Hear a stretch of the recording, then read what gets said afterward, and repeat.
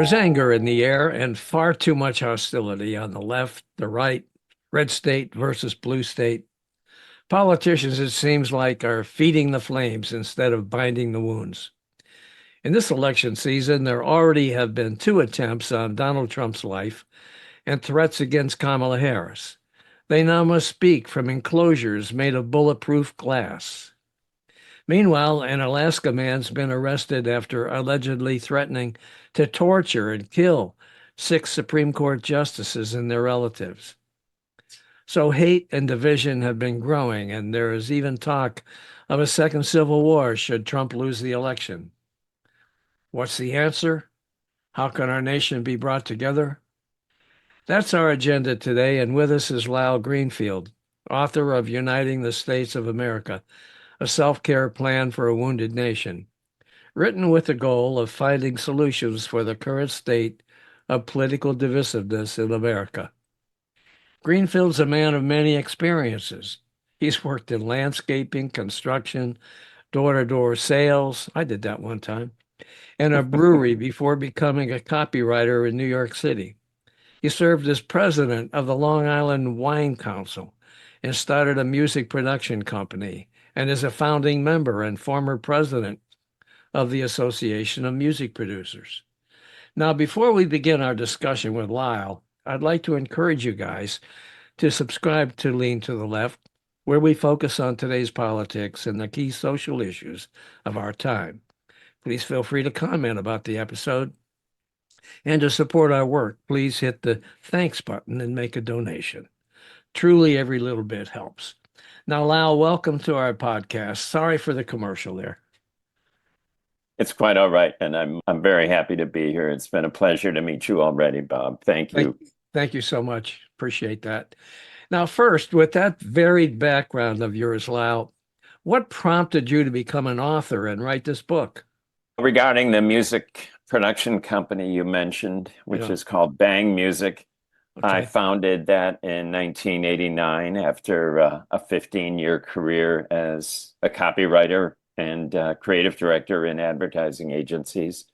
At this point in my life and career, I'm a consultant as opposed to an active daily team player in the Bang Music world. And so following that, more time on my hands. I don't play golf. I don't play tennis. I don't play solitaire in a lonely room. The thing I feel I can do is write. And I've written several self-published things before, but beginning about 3 years ago, the topic at hand and that you very vividly described, this crisis we're in at the moment, my alarm bells were going off, and I thought, I need to think about this. I need to write about it. So that's how I got to this point. I understand. All right. Trump's theme has always been Make America Great Again, and it's resulted in the growth of an extremely loyal MAGA cult. What happened in this country, do you think, that made this possible? That's a really rough one. I think it's been many years, maybe 24 or 25 years. I'm putting some context here with an event we call 9/11, which was the suicide bombings of the World Trade Center and the Pentagon. And that sort of a crisis, when it hits our nation, in this case on our shores, it did in its way bring us together, because there was this great, terrifying and terrible event that we became unified around, sympathetic with each other. It bolstered our pride in the nation and our patriotism. Flags were being hung from people's windows. But in the course of the past 2.5 decades, we haven't had a crisis on our borders, so to speak. And we've become, I think, radicalized in a sense by the media. Over these same 2.5 decades that I've just mentioned, social media have become the dominant manner, the dominant way in which we receive our information and our opinions, in addition to a handful of cable news channels.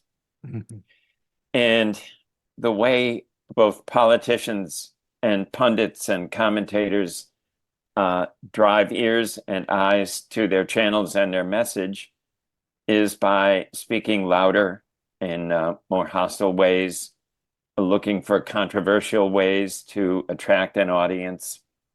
And I think what happened was we all have prejudices that, for the most part, we keep under wraps and under control because we're in a civilization and we're in peaceful times and we love our country, by far the majority of us.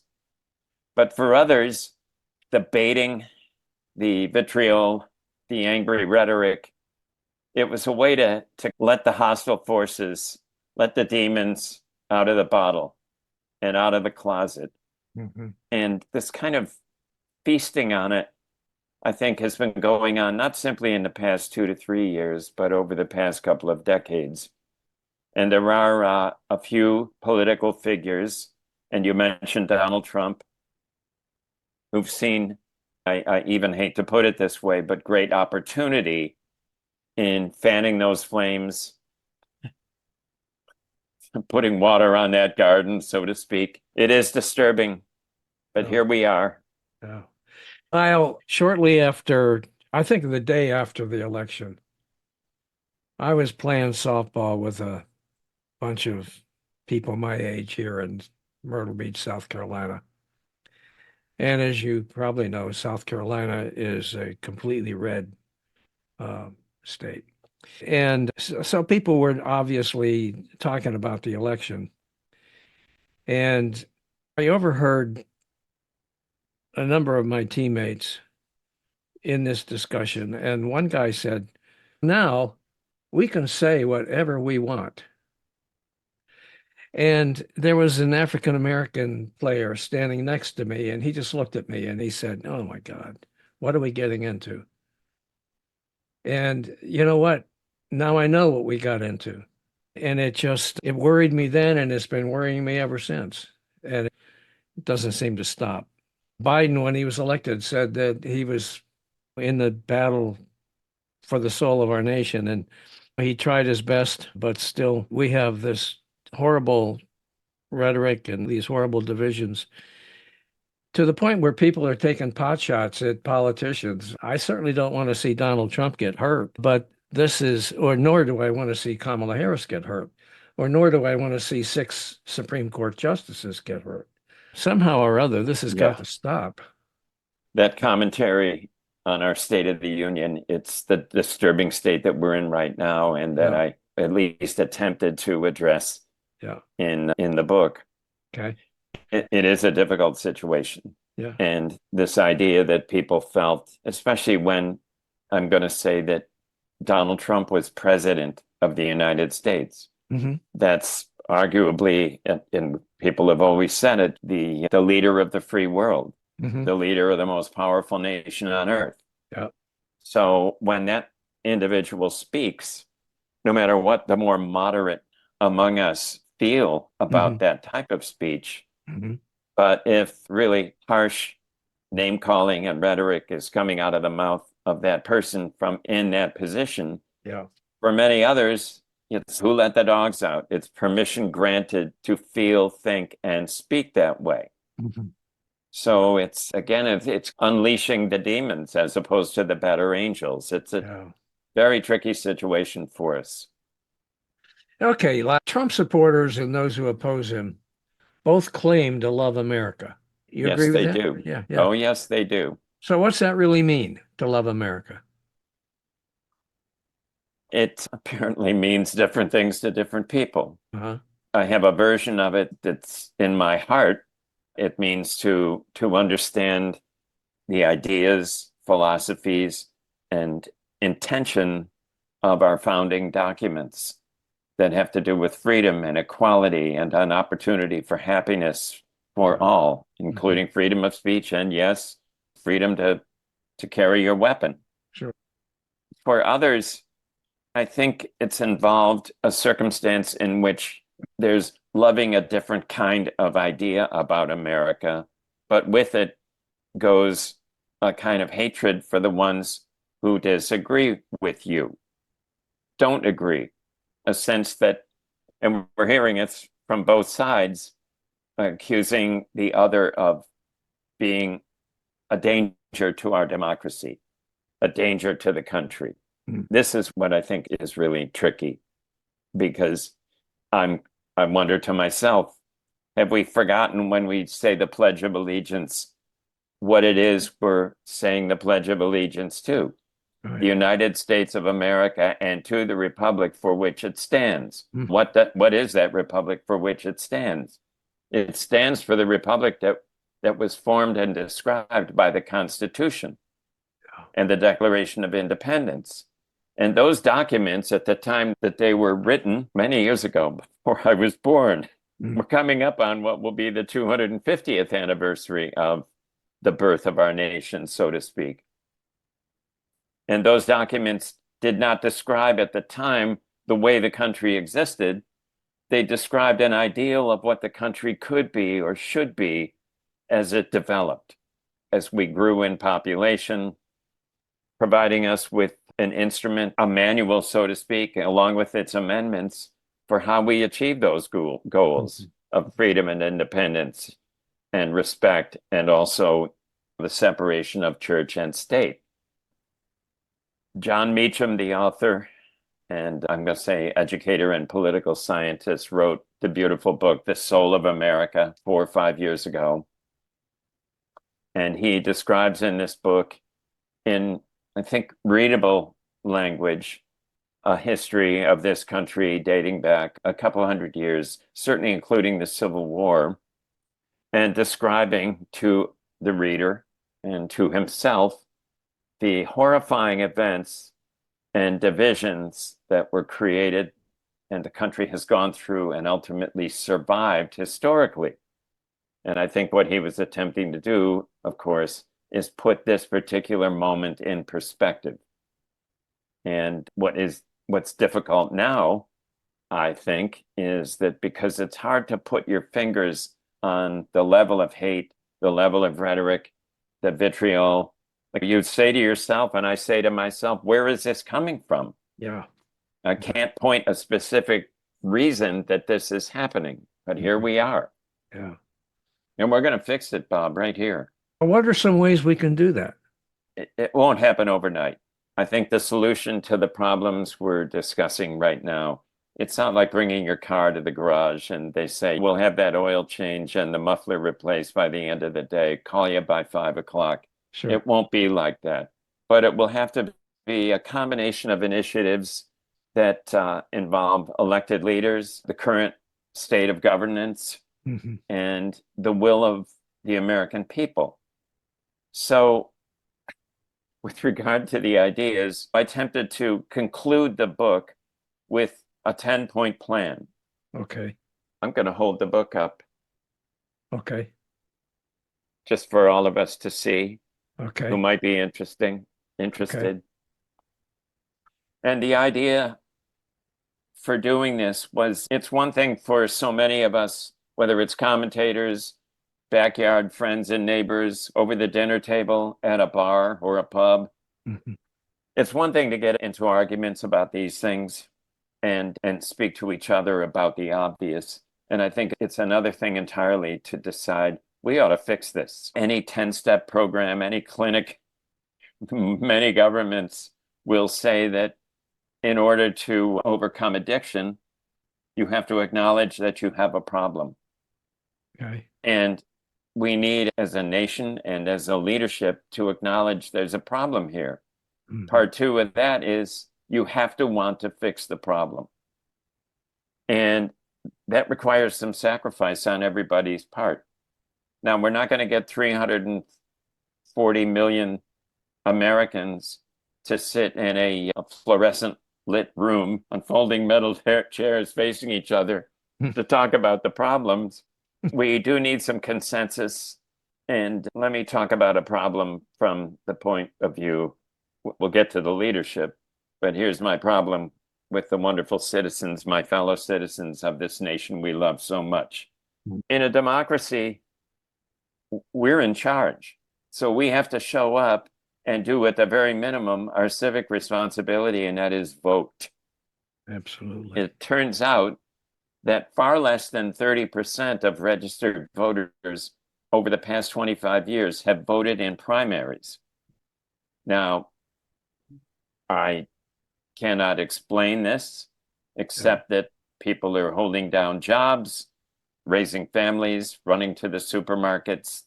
I guess there were reasons, but it also involves an unwillingness to perhaps pay attention at an earlier stage in the election cycle. And what this results in, the ones who do vote tend to be the most right-leaning or left-leaning folks. In other words, they're more engaged politically and have stronger perspectives. The ones who are running in the primary know who their base is, so they're going to appeal more strongly and directly to their base. And what the rest of us get who didn't show up is two choices that we may not have wished for in the first place. I think that needs to change. It's our own fault, though, if we don't go vote in the primaries, because that is really the most important part of the whole process. I would say. Yeah. You have in your book a chapter called Tribes, Lyle. What's that about? What do you mean by tribes? Are you talking about the various cults and all that? I am in a sense, but not perhaps not exclusively the cults. People other than myself have been using the word to describe the behavior and the inclination of people. So many of us are fixated on the internet and social media, Right. to basically gather in the places where we feel a kinship with the opinions and the attitudes and cultural beliefs of our fellow tribesmen. And the problem here is that we're now, in that regard, isolating ourselves from the beliefs and opinions of others. And I would maybe include myself in this indictment, Bob. And that is, am I looking at the news sources? Am I listening to the opinions of those with whom I disagree, just so for the purpose of understanding what they're hearing and why they believe the way they do believe? Yeah. So that instead of just saying, and I'm not going to use any bad language here, but instead of just saying they're idiots, I can't believe how they would come up with this, and why haven't they changed at this point? Right. I should be trying to understand the reason that they feel this way and the information they're getting. And the same goes for the people who don't agree with maybe what I believe and feel. Yeah. They should be checking out different sources for their news, for their opinion. And so that our behavior, we're a little less tribal and a little more among ourselves, both neighbors, fellow countrymen, folks in other states. It was disturbing to me to read and then cross-check a statistic that shows that for adults between the ages of 16 and 60, between 4 and 7 hours are spent daily on the internet, and over 2 of those hours are spent on social media. For teenagers, for kids in school, that number on social media is between 4 and 7 hours daily. Oh my goodness. That's what I'm talking about. Yeah. There's a commentator and professor and pretty brilliant public speaker named Scott Galloway, who I watched and listened to him in a podcast, the name of which I can't remember. And he was citing statistics like that, like the one I've just cited, with regard to the amount of time young people are spending on social media. Yeah. And in his words, and I'll be paraphrasing, if not directly quoting, the hours you spend on social media are a lot shittier than the hours you could spend out in the community with your neighbors, in an organization, just speaking face to face, eye to eye with people around you. Yeah. Back to tribes, we should break out of the tribe a little bit and go visiting the other cultures, opinions, and folks in our fine country. That's a very good point. I know that I guess I'm guilty of that to some extent because I cannot make myself watch Fox News. or those other crazy right-wing news, quote, close quote, outlets. But what do I do? What do I do? I watch the ones that I like, MSNBC. All right. I do understand. Yeah. And it's difficult to make yourself do the uncomfortable thing just because you want to gain a better understanding. That takes a pretty big person to do that. And I think It, that maybe explains why a lot of people don't. Do you agree with that? I agree fully, Yeah. and it would require a conscious decision on the part of people who maybe are not that interested in making conscious decisions. Yeah. Bob, for people of our generation, and I'm much older than you, I know that, but Well, still, I don't know about that, my friend.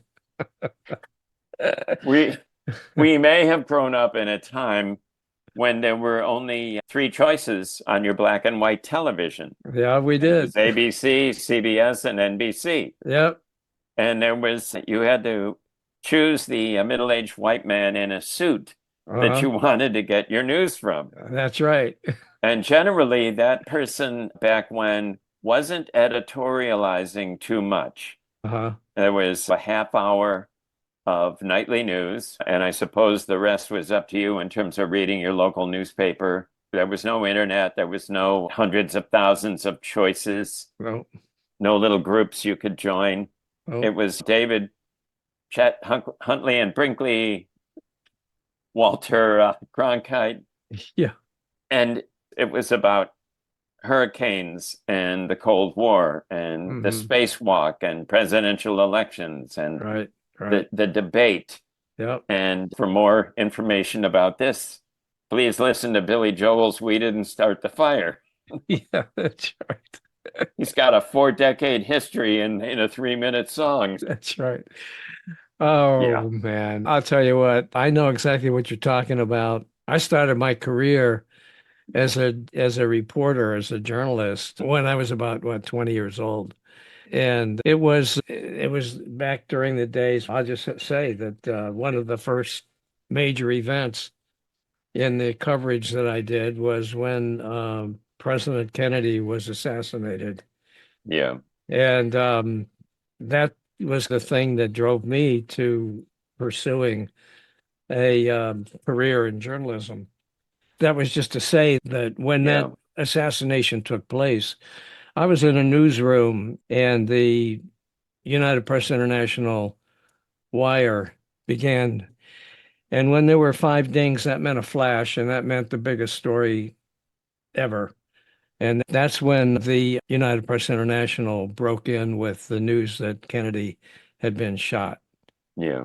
And how did people in my little town where I lived at that time, Jeanette, Pennsylvania, find out about it?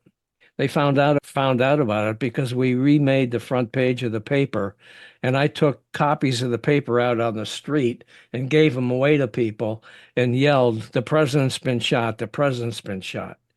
That's how a Wow, lot of people in that little town found out about it. Because as you said, there was no internet. There was no immediate coverage. If you were not at home watching TV or you didn't have your radio on at the time, you didn't know what was going on. for sure. Yeah, I So do know. anyway, there's another thing that caught my eye. I did not have a chance to read your book all the way through, but I did notice that you have a couple chapters, one Meet My Mom and the other Meet My Granddaughter. What do they cover and why did you put them in there? I'm gonna start with the second one you mentioned, Meet My Granddaughter, Okay. because the book is dedicated to her Okay.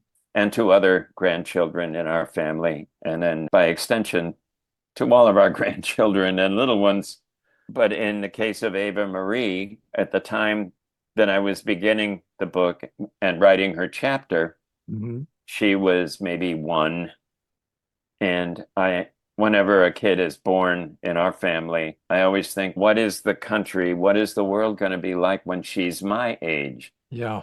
Now, at that time, I guess I was 75, and the year for Ava I think this was 2022. My math isn't that great, but I decided the year's going to be 2098 when Ava Marie is my age. Okay. Will we still have polar ice caps? Will any borders have been changed? Will we have had a third world war?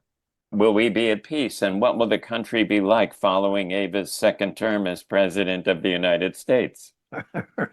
So this became part of the impetus for the book, which is we better get our together for her and for the young ones. Okay. We don't want to go to our graves thinking there was nothing I could really do. Good luck, you folks. Yeah, it's now on you. Yeah. Yeah, it's on you. You've got a lot more energy than me. I have arthritis now, so thank you very much. The Meet My Mom idea was this, and I needed my sister's help for this because she's pretty good with remembering family history. Uh-huh. But she reminded me that Mom was born in 1919. Okay. That's 1 year after. This, again, is when we learn history in school, it's just a thing to memorize. And then when we're on to the next class, it's now I have to memorize algebra. So when we put these things in the context of the experiences of our immediate family members, I think they take on a little more meaning and a little more, I don't want to say holy, wow, that was something. Mom was born a year after World War I. Yeah. Wow. A year after Mom was born, women were given the right to vote in this country. I had no idea it took that long. That's not fair. 5 years later, 30,000 members of the Ku Klux Klan marched in Washington, D.C. in full dress regalia. A year after that, 10,000 marched in my little hometown of Rochester, New York, again in full dress. In 1929, when she was 10 years old, the Great Depression began, which was not only an American problem, but a worldwide situation. And then a few years after that, World War I began when she was a teenager. So the context for me was, and I conclude this chapter by saying my mother would probably shrug with the problems we have today. And I say, I wish she were around today to straighten us out. But she's not, and that's now our job. And although it's not as blatantly horrifying as a world war, a Great Depression, or the crazy rise of the Ku Klux Klan, it nonetheless is a crisis, which is why we're having this discussion, Bob, and something we do need to figure out and address. That brings me to the question of asking you this: whose responsibility is it to fix things? And can it even be legislated? That can't be done by Congress, right? That is a tough one. Yeah. In my wonderful 10-point plan, I have several ideas and I divide them into 5 parts. 5 for our elected leaders and some tweaking of our means of governance, and then 5 things that we, the people, need to get off our behinds and think about becoming more active with. Okay. And one of those, a change that I think could, and many people feel should be made, is the way in which the electoral votes are divvied up. Right now, in all states but Maine and Nebraska, it's a winner-take-all situation in the presidential election.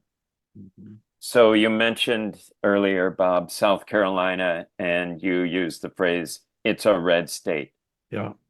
So if I were a blue person in that red state, I could legitimately say when it came time for the election, it really doesn't matter because all the electoral votes are going to go for this one. And the same might be said by a conservative individual in what is generally regarded as a blue state. Correct. So what I'm thinking, what I've proposed, and as others have indeed in that first 5 recommendation list, is let's revise, let's improve the way the electoral votes, the electoral college is distributed, and make those proportionate with the popular vote. So that if your candidate gets 53% of the popular vote in that state, then that individual should, and we can round the number up or down, but get 53% of the electoral votes. Mm-hmm. And then for the losing candidate by the popular vote, they should get their 47% or 46 or whatever it was, so Sure. that their vote on some level counted. That makes That's one sense. thing. That makes sense. It does. Okay. Now, point number one in that list is dial down the rhetoric. Okay. Stop behaving that way. Now, Okay. we have to insist on that. The great majority of Americans are disgusted with the manner in which political discourse takes place in the country at present. Last year, Governor Cox, the Republican of Utah, Mm-hmm. he got his turn as the 1 year chairman of the National Governors Association. And his initiative, I'm giving the short expression of what it's called. It's called Disagree Better. And the Okay. concept behind his initiative is that we, in positions of leadership, and we governors have to be the adults in the room and show what it's like to work on the things that we were elected to do and stop with the finger pointing, blaming, name calling, etc. Right. So, good initiative. There's a chapter, that chapter is called Land Okay. Improvements instead of Okay. Home Improvements, Homeland Improvements. Okay. Another thing, and this is going to seem this won't be far-fetched. I have a chapter called Remember Civics Class. Okay. We need to get back to emphasizing the importance of civics instruction in the classroom, and not just for fifth graders, but we need the citizens who are coming up, the ones who will be the adults when I leave this planet, which is not tomorrow. Hopefully, Bob, just want you to know. Yeah, I know. We want to raise and educate good citizens who understand what leadership is about and the responsibilities of leadership Yeah. and the joys of our democracy. Yeah. Okay. On a more, I think, interesting note is a suggestion for us in the people section called the Interstate Student Exchange Program. We all know what a foreign exchange program is, right? Mm. Little Tanya is going to leave her family for a semester and go to Italy and learn a language and learn another culture. And isn't that nice? And then the family that welcomes Tanya to their home maybe sends Marco to Tanya's high school in the United States to have his cultural exchange. My question to myself here is, at this point, we hear red state, blue state more frequently than we hear United States. That needs to change. Yeah. So I'd like to see a high school student from the Bronx, with his family's approval and support and love, be sent to a high school in South Carolina Okay. or Alabama Okay. and spend a semester. Obviously, you need a willing family at the other end who understands the value of this cultural exchange and the meaning of it. And when they send their child, Jason, to his school in the Bronx to get a taste of New York City and what a truly multicultural melting pot we are of a city. Yeah. And I'm describing something that when I imagined it, and I've talked to several educators about the idea Mm-hmm. who raise their eyebrows as if this could never happen. Yeah. But so many things that could never happen actually have happened. Sure. And I think it would be an interesting initiative. And you know what the idea is here, and that is to give young people, instead of just an opinion about what it's like in the South or in the big city or in the North or West Coast, to go and experience it. Yeah. Well, I think that's a brilliant idea. I really do. And yeah, it would take some doing, but I don't know why people would just automatically say, oh, no, that could never happen, because it could. I hope so. Yeah. Yeah. All you need is just to find a way to make it happen. Talk to your local officials, your local school board. Find a way. That's a good idea. I think it would be, So yeah, that's where the self-care plan for a wounded nation subtitle comes with the kind of suggestions that you've got towards the end of the book, correct? that's correct. Yeah, Yes. yeah. Okay. So what's the most important takeaway that you'd like to see people get from your book? I'd like people to feel that there's a reason to restore their own sense of optimism and love of the country, Mm-hmm. and to think in broader terms that take them beyond simply the news cycle of the day Right, or the soundbite of the day right. or even the incident of the day, no matter how terrible it is, Okay. and to just reflect on.